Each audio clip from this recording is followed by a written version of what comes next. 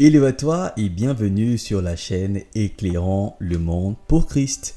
Nous sommes en novembre et nous croyons que quelque chose de particulier est en train de se préparer pour ta vie. Ce mois est placé sous un thème fort. Dieu veut se révéler à toi, alors prends un moment pour te poser, ouvre ton cœur et découvrons ensemble ce deuxième épisode d'éclairage intitulé « Ce que tu connais de Dieu influence ta vie ». Entrons dans le texte. Dans le livre de Daniel, chapitre 11 au verset 32, il est écrit « Ceux qui connaîtront leur Dieu feront des exploits ».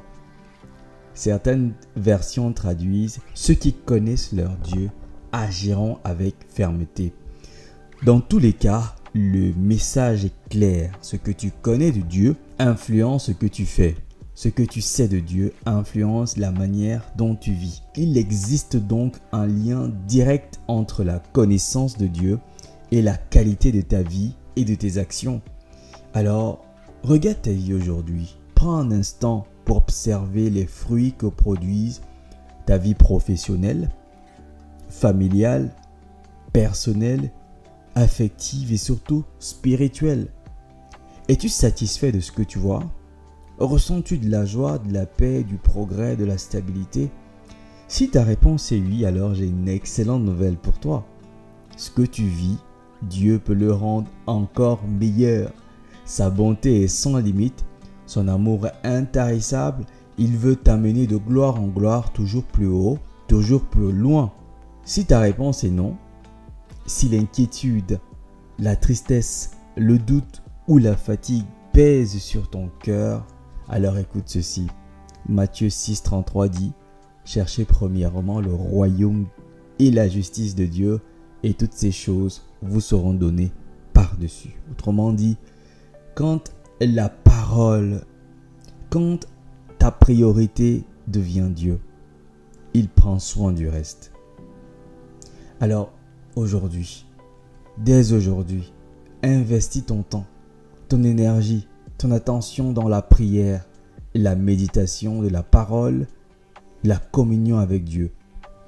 C'est en cherchant Dieu sincèrement que tu recevras la connaissance d'en haut, que tu verras plus clairement les obstacles de ta vie, que tu discerneras les solutions que Dieu a préparées pour toi, que tu trouveras la paix et la force nécessaires pour avancer.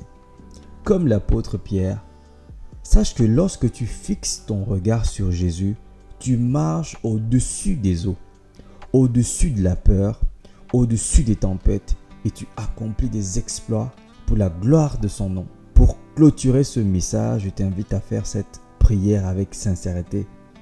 Seigneur, ouvre mes yeux afin que je te connaisse davantage. Révèle-moi qui tu es vraiment dans cette saison de ma vie. Donne-moi la soif de te chercher chaque jour.